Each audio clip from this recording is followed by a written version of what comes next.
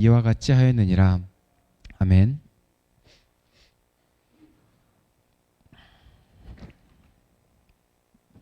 다들 평안함 가운데 또 3일 보내고 오셨나요? 저는 개인적으로 장염이 걸려서 조금 고생을 하고 왔는데요.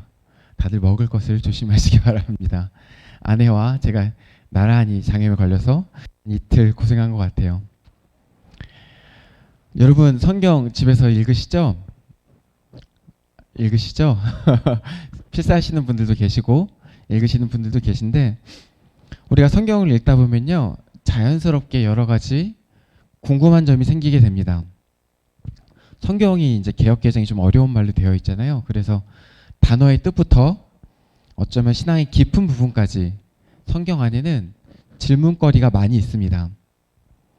저 역시도 성경을 읽다가 보면요 계속해서 궁금한 점들이 생기게 됩니다. 그 중에서 어떤 것은 해결이 되기도 하고 뭐 열심히 공부를 해보기도 하고 또 우연한 기회에 알게 돼서 해결되기도 하고 또 어떤 것은 그냥 지나가기도 합니다. 그 중에서 하나만 나누자면 바로 오늘 본문에 나오는 이 가난한 자에 대한 부분입니다. 오늘 본문에 예수님께서는요 이렇게 선언하고 계십니다. 너희 가난한 자에게 복이 있다.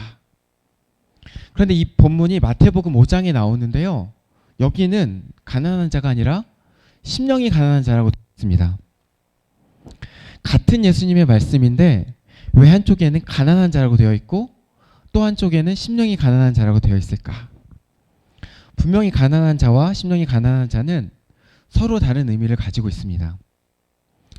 또 복음서 사이에서 드러나는 미묘한 차이는 그것만이 아닙니다. 특별히 이 누가복음을 보면은 다른 복음서보다 유독 가난한 자들과 부유한 자들에 대한 이야기가 많이 나오는데요. 이 누가복음을 보다 보면 예수님께서 가난한 자들을 더 사랑하시고 부유한 자들은 좀 미워하시나? 이런 생각이 듭니다. 제가 좋아하는 본문 중에 하나가 거지 나사로 본문인데요. 거기도 보면은 일단 상황이 잘 설명이 안 돼 있는데 거지 나사로는 일단 죽으니까 천국에 가 있고 자색 옷 입은 부자는 죽으니까 일단 지옥에 가 있습니다. 심지어 그 이유조차도 자세하게 설명되어 있지 않습니다.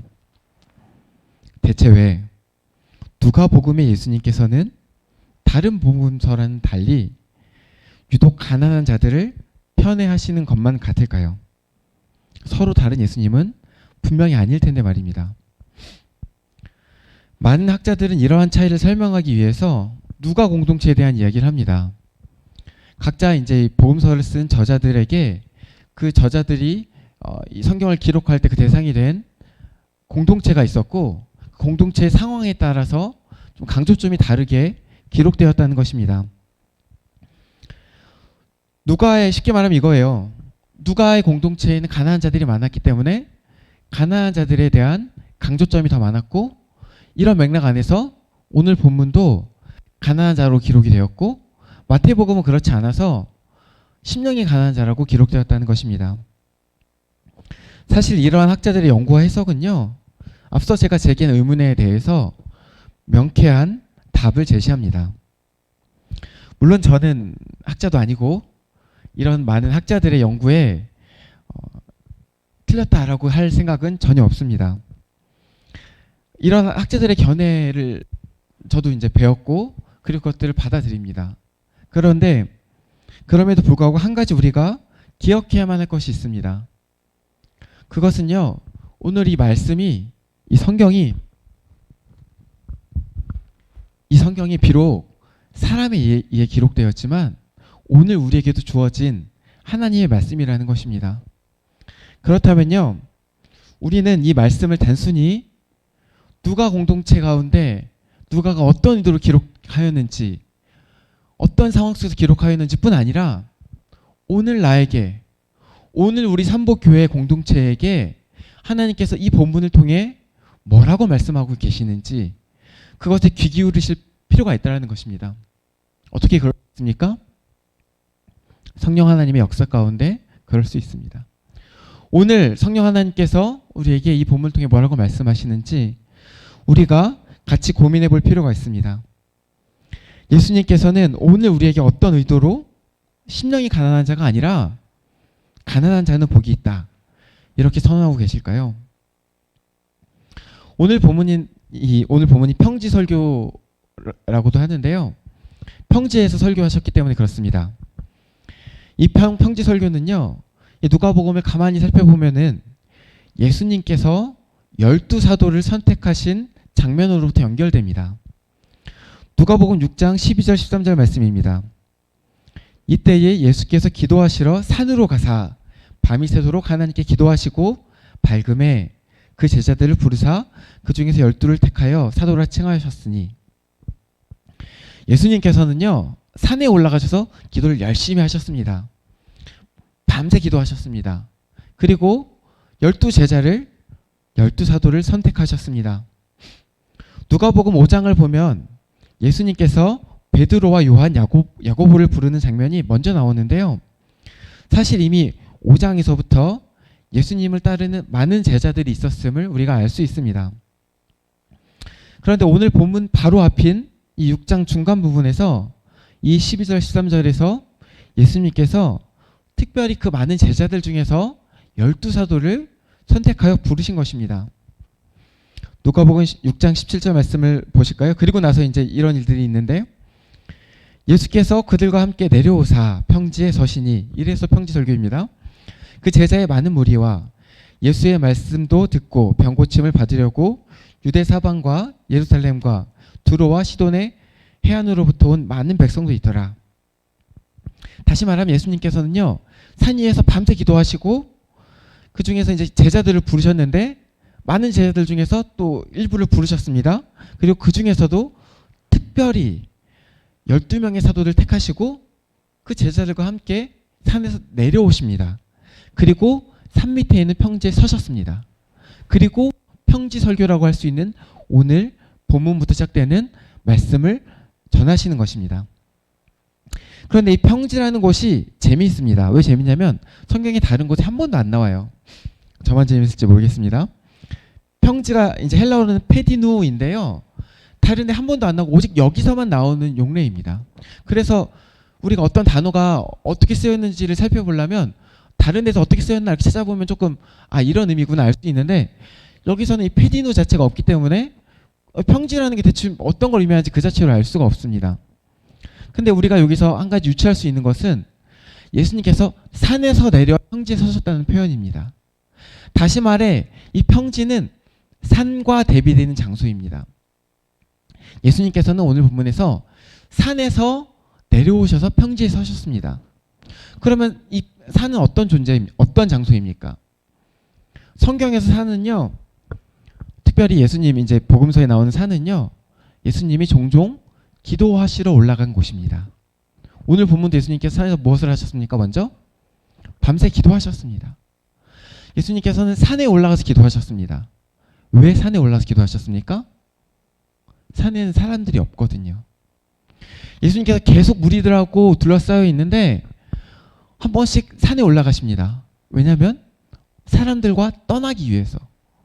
그 속에서 하나님을 대면하여 보십니다. 홀로 하나님과 대면하십니다.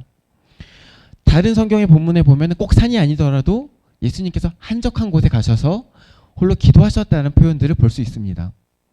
그렇다면 산은요, 사람들을 떠나서 하나님과 대면하여 볼 수 있는 곳, 그곳이 산입니다. 그럼 반대로 평지는 무엇입니까? 이제 다시 사람들을 만나러 내려오는 곳, 그곳이 평지입니다. 실제로 예수님께서 평지에 섰을 때 거기에는 많은 사람들이 있었습니다. 다시 한번 6장 17절 말씀을 볼까요? 예수께서 그들과 함께 내려오사 평지에 서시니, 여기서부터 보십시다. 그 제자의 많은 무리와 예수의 말씀도 듣고 병 고침을 받으려고 유대 사방과 예루살렘과 두로와 시돈의 해안으로부터 온 많은 백성도 있더라. 예수님께서 내려오셨을 때 많은 사람들이 있었습니다. 예수님께서는 그 제자들의 어떻게 보면 소수의 무리들과 산 위에 있다가 이제 많은 무리들이 있는 평지로 내려와서 말씀을 전하신 것입니다. 그 많은 무리들, 엄청나게 많이 모여있는 사람들 앞에서 하나님의 말씀을 지금 선포하고 계십니다. 그러면 예수님께서는 지금 이 많은 무리들 전부에게 말씀을 전하고 계시는 것일까요? 뭐 어떻게 보면 사실 그럴 수 있습니다. 그런데 일단 여기 어떤 사람들이 있었는지 살펴봅시다. 여기 평지 설교가 선포될 때 보면요, 17절 말씀에 따르면 세 그룹의 사람들이 존재했음을 알 수 있습니다. 먼저는요, 예수의 말씀도 듣고 병 고침을 받으려고 각지에서 온 많은 백성들이 여기 있었습니다. 이 사람들은요, 예수님의 말씀을 듣고자 왔습니다. 그런데 분명히 제자는 아닙니다. 왜냐하면 17절 말씀에서 많은 백성들과 구분하여 이 제자의 많은 무리를 언급하고 있기 때문입니다. 또 두 번째 그룹의 사람은 바로 제자의 많은 무리입니다. 제자의 많은 무리는요, 예수님께서 산으로 부르신 그 제자 그룹과는 또 구분됩니다. 왜냐하면 이 사람들은 산 밑에 있었거든요.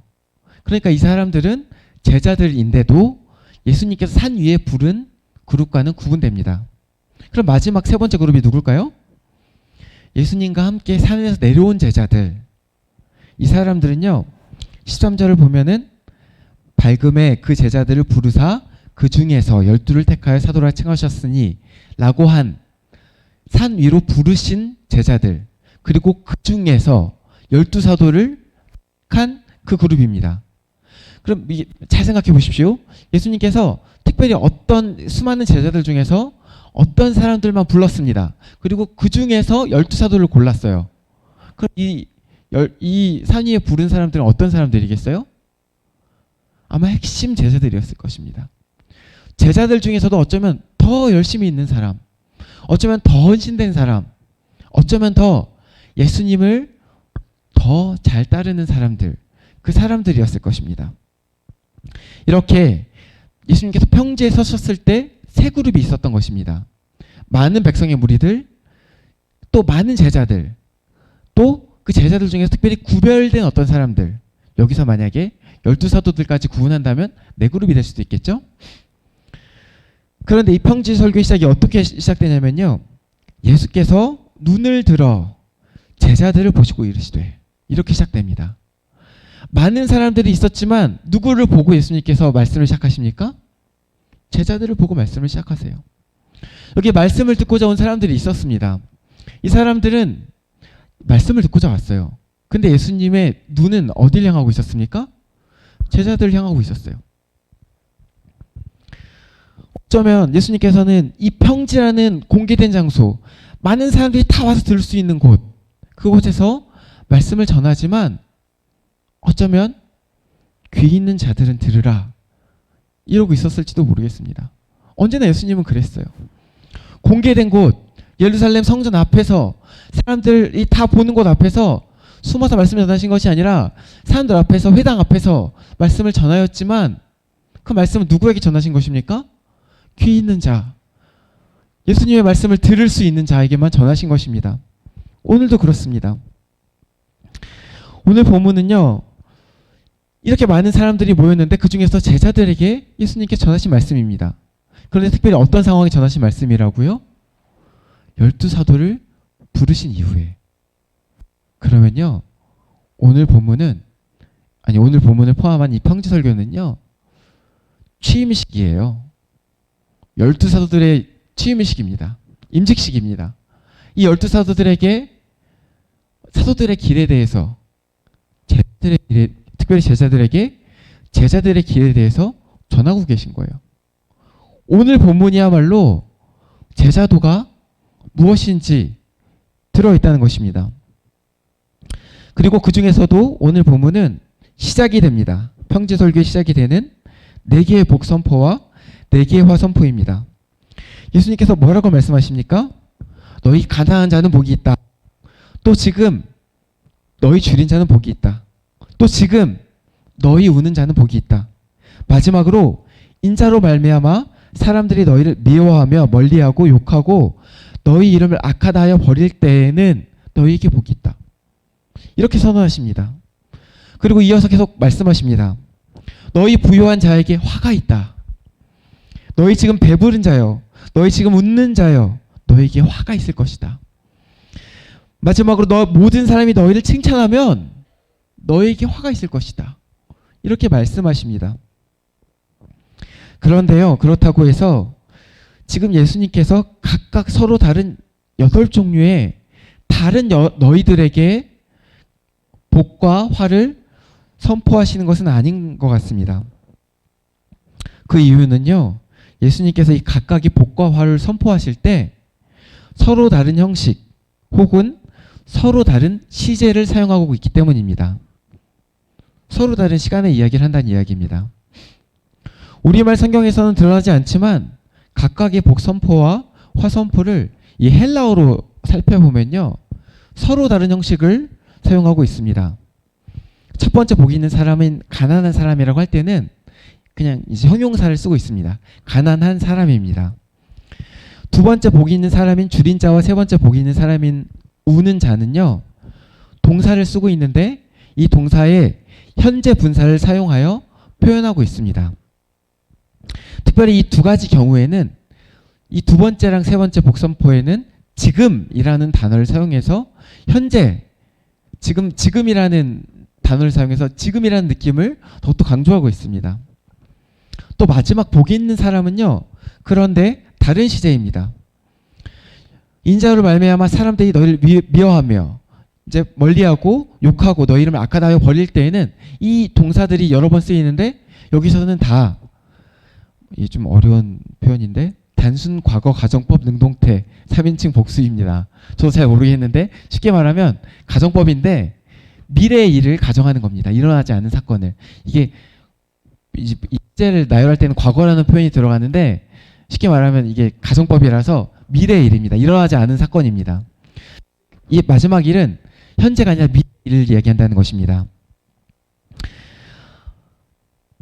만약에요, 예수님께서 네 가지 서로 다른 대상들에게 복이 있다라고 말씀하셨다면 아마도 네 개의 서로 다른 대상들을 같은 형식으로 묘사하셨을 것입니다.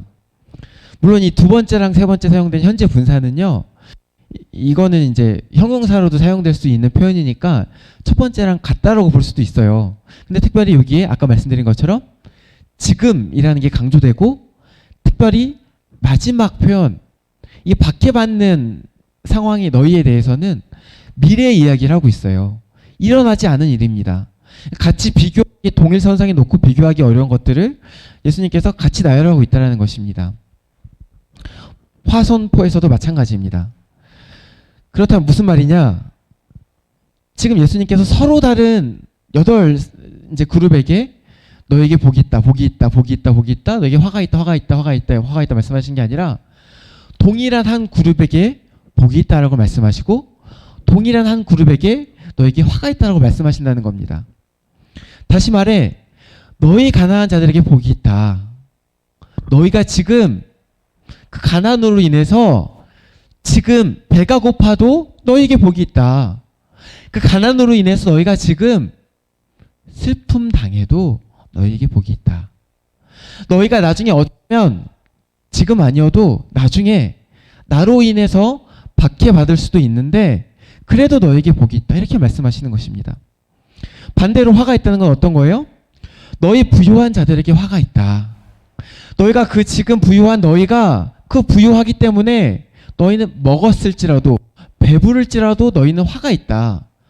지금 너희는 기뻐 웃고 있을지 모르겠지만 너희에게 화가 있다.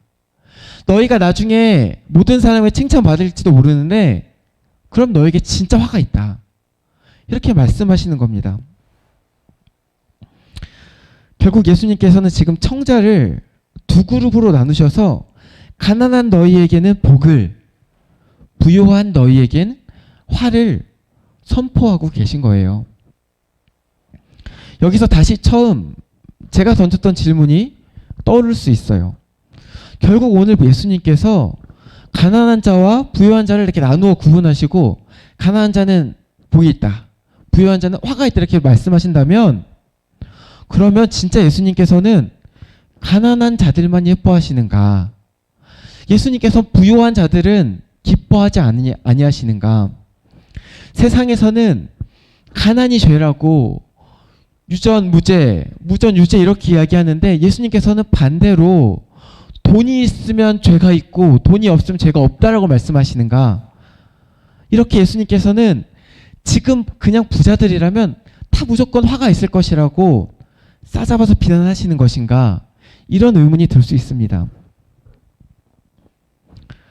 여기에 대한 답을 얻기 위해 오늘 본문에서 우리는 한 가지 단어에 집중할 필요가 있습니다. 24절에 등장하는 위로입니다. 왜 여기에 우리가 집중해야 되냐면요. 24절에 우리말 성경에 잘 안 나오는데 헬라어에 호티라는 단어가 들어있거든요. 24절에. 그래서 화 있을 이 호티가 근데 무슨 뜻이냐면 왜냐하면 정도로 번역할 수 있습니다. 그래서 여기는 우리말 성경에는 화 있을진저 너희 부유한 자여 너희는 너희 위로를 이미 받았도다 이렇게 돼 있는데 이 사이에 왜냐하면이 들어있는 거예요. 화 있을진저 너희 부유한 자여 왜냐하면 너희의 위로를 이미 받았기 때문이다. 이렇게 되어 있는 것이에요. 다시 말해 이 위로에 너희가 받은 이 위로에 부유한 자가 화를 입을 이유가 있다는 거예요.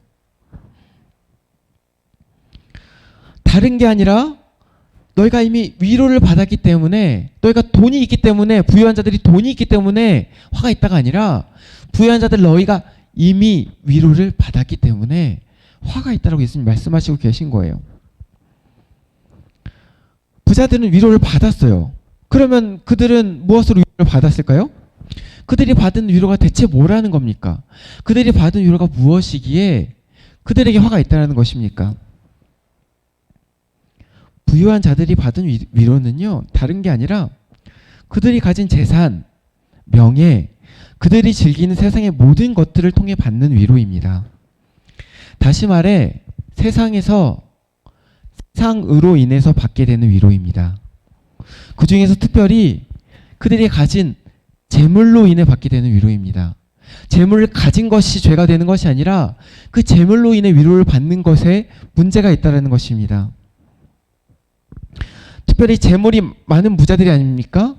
그 부자들은 부유한 만큼 이미 세상에 좋은 것들을 많이 가졌고 어쩌면 그로 인해 만족하였을 것입니다. 어쩌면 그들의 소망은요, 세상에 그들이 갖고 있는 재물에 있다라는 것입니다. 반대로 가난한 자들은 어떻습니까? 그들에게는 재산이 없습니다. 명예도 없습니다. 즐길 수 있는 것도 사실 제한적입니다. 가난한 사람들은요, 세상 가운데 좋은 것보다는 어려운 게 더 많은 사람들입니다. 그들은 어쩌면 세상 가운데 만족할 수가 없고 아무런 소망도 가질 수 없는 사람들입니다. 당연히 재물에 소망이 없지요. 돈도 없고 돈이 나올 구석이 없는데 어떻게 돈에 소망을 둡니까? 그런데요, 다시 한번 또 질문이 생깁니다. 그러면 이게 왜 문제가 됩니까?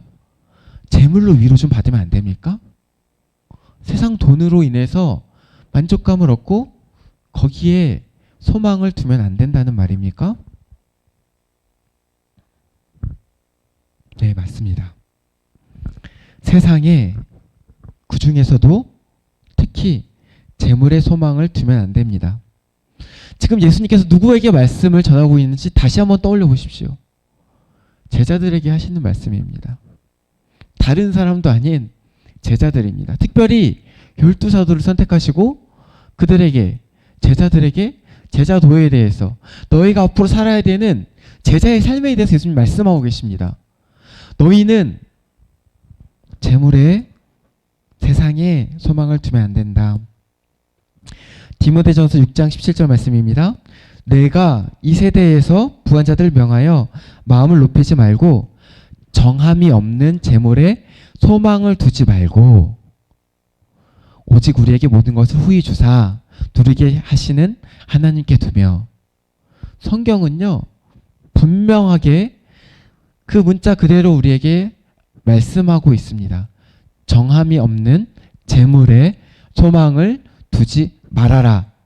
하나님께 너희 소망을 두어라.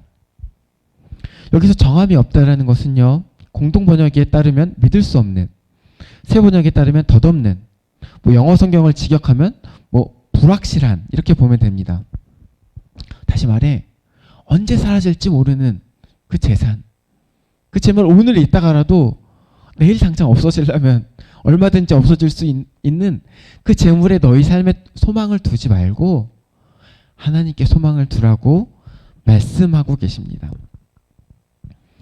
소망을 둔다는 것은요, 결국 그것을 추구하는 것을 뜻합니다. 덧없는 재물에 소망을 두는 사람은요, 살면서 결국 다른 게 아니라 그 재물을 추구하게 됩니다. 만약에 누군가 열심히 재물을 추구한다고 봅시다. 그에게 어느 정도 능력이 있고 또 하나님께서 특별히 막지 않으셨다면 점점 부유해질 것입니다. 점점 재물을 얻을 것입니다.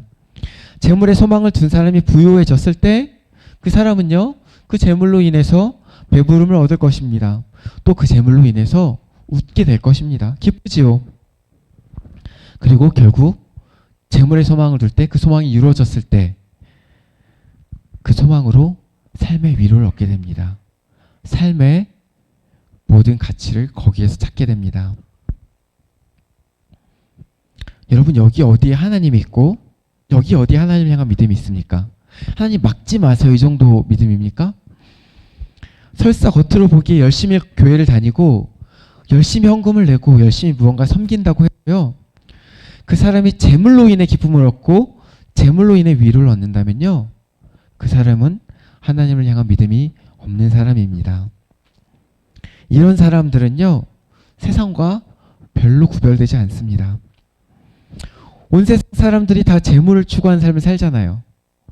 온 세상 사람들이 다 재물로 기쁨을 얻잖아요. 똑같습니다. 당연히 이런 사람들은요, 세상으로부터 받지 않아요. 도리어 이런 사람들이 돈을 많이 벌게 되면 세상으로부터 잘했다 칭찬을 얻게 됩니다. 그러므로 세상 사람들에게 내가 인정받고 칭찬받는다면 어라, 내가 뭔가 잘못된 것은 아닌가? 돌아봐야 합니다. 반대로요, 예수님의 길을 따라 한 제자가 세상의 재물에 소망을 두지 않고 오직 하나님께 소망을 두는 삶을 산다면 어쩌면 그는 가난할 수도 있습니다. 부유할 수도 있겠죠. 근데 가난할 수 있습니다. 또 가난할 경우가 더 많을 수도 있어요. 왜냐하면 재물을 별로 추구하지 않거든요. 어떤 선택지가 있을 때 재물을 추구하는 사람은 돈을 더 많이 버는 선택을 한다고 할 때, 하나님께 소망을 두는 사람은 하나님께 영광이 되는 것은 무엇인가에 더 생각을 두고 결정하게 됩니다. 그러다 보면 돈 버는 기회를 놓치겠죠. 여러 돈 버는 기회들을 놓치고 사람들 보기에 가난해지고, 가난해지면 어떻습니까? 배고프고, 가난하면 어떻습니까? 무시당하고, 가난하면 어떻습니까? 멸시당합니다. 슬픕니다. 가난이 슬프지 않다는 것은 결코 아닙니다. 배고픈 게 힘들지 않다는 것은 결코 아닙니다. 이런 사람들은요, 말 그대로 세상 사람들과 구별됩니다. 사람들이 볼 때 멍청해 보여요. 야, 너 그때 이렇게 했으면 돈 많이 벌었을걸. 너 그때 괜히 남들 앞에 떳떳한다고 너 혼자 하나님 앞에 떳떳하면 뭐하냐. 이거 조금 눈 한번 감으면 돈 많이 벌었을걸. 너 때문에 네 자식은 뭔 죄냐. 네 자식도 너 때문에 가난해지는 거 아니냐. 뭐 이렇게 싸잡아서 비난하곤 합니다. 기뻐하십시오. 그것이 바로 거룩한 삶, 세상과 구별되는 진정한 제자의 삶입니다. 사랑하는 성도 여러분, 우리 한번 스스로의 모습을 돌아봅시다. 오늘 본문 가운데 평지에 서셔서 세상 가운데, 그리고 모든 제자들 가운데 이 제자도의 가르침을 주셨던 예수님께서 오늘 지금 이 자리에서 동일하게 예수님의 제자들에게 말씀하고 계십니다. 뭐라고 말씀하십니까? 하나님께 소망을 두어라. 세상에 소망을 두지 말아라. 재물에 소망을 두지 말아라. 그런 삶은 가난해질 수 있다. 지금 당장 괴로울 수 있다. 지금 당장 아플 수 있다. 눈물 흘릴 거다. 사람들이 너희를 욕할 거다. 지금 욕 안 했다고 할지라도 계속 그렇게 살면은 미쳤다고 할 거다. 복이 있다. 그게 선지자의 삶이다. 그러나 제자라고 하면서 세상 사람들과 똑같이 돈을 더 많이 버는 길들을 선택하고 하나님의 영광을 별로 생각하지 않고 사람들과 똑같이 산다면, 너희 주변에서 칭찬받는다면 회개해라. 화가 있을 것이다. 그것은 제자의 길이 아니다. 예수님 이렇게 말씀하십니다. 사랑하는 성도 여러분, 제자는요, 세상으로부터가 아닌 하나님으로부터 오는 위로를 받고 소망하고 꿈꾸어야 합니다. 가난해지라고 말씀드리는 거 아닙니다. 무조건 돈 버는 선택을 버리라고 이야기하는 거 아닙니다. 하나님께서 복을 주실 수도 있고, 하나님께서 또 같은 제자들 중에서도 누군가에게 부유함을 허락하실 수도 있고 아닐 수도 있습니다. 부르시면 각자입니다. 근데요, 설사 내가 제자로서 부유함을 얻었다 할지라도 기억하십시오. 거기에 내 소망이 없어요. 당장 전쟁 나면 우리 가진 재산들 어떻게 할 겁니까? 당장 하나님 날 데려가시면 그 재산에 무슨 의미가 있습니까? 우리 소망이 어디에 있습니까? 특별히 제자들의 소망이 어디에 있습니까? 가난해지라는 게 아니라 소망을 거기에 두지 말라는 것입니다. 하나님께서 우리에게 복을 주신다면 감사하십시오. 겸손하십시오. 그리고 하나님께서 쓰시겠다고 하시면 기뻐하며 또 내어드리십시오. 하나님의 것입니다. 내가 가난하면 너무도 힘들죠. 힘든 거 부정하는 거 아닙니다. 근데요, 하나님께서 약속하십니다. 제자로 살면서 가난해서 힘들고 배고프고, 내가 뭐 다른 거 잘못해서가 아니라 제자로 살기 때문에 배고프고 힘들고 아프고 슬프다면 배부를 거다. 하나님의 나라가 너네 거다. 이렇게 말씀하십니다. 바라기는 하나님께 소망을 두는 저와 여러분 되시기를 소망합니다. 세상의 것들, 특별히 세상이 주는 재물에 우리의 소망을 두지 않는 저와 여러분 되시기를 주님의 이름으로 축원합니다. 기도하시겠습니다. 우리를 사랑하시고 우리를 제자들로 부르시는 아버지 감사합니다. 우리가 그 사랑 가운데 우리가 그 소망을 두기 원합니다. 주님, 우리가 다른 것을 바라보지 아니하고 아버지께서 우리에게 주시는 사랑을 바라볼 수 있기 원합니다. 날마다 감사하며 비록 가진 것이 없을지라도 자족하며 주님께 나아가며 하나님의 영광을 구하는 주님의 제자된 삶을 사는 저와 우리 삼복교회 공동체 될 수 있게 하여 주시옵소서. 주님, 우리 한 사람 한 사람 가운데 연약하여 지금 슬퍼하는 자가 있습니까? 연약하여 지금 아파하는 자가 있습니까? 주님, 바라기는 우리가 먼저 주님의 이름으로 위로하기를 원하오며 그 가운데 주님의 위로가 충만히 임하기를 원합니다. 하나님의 위로가 이 공동체 가운데 충만히 원합니다. 주님, 함께하여 주시옵소서.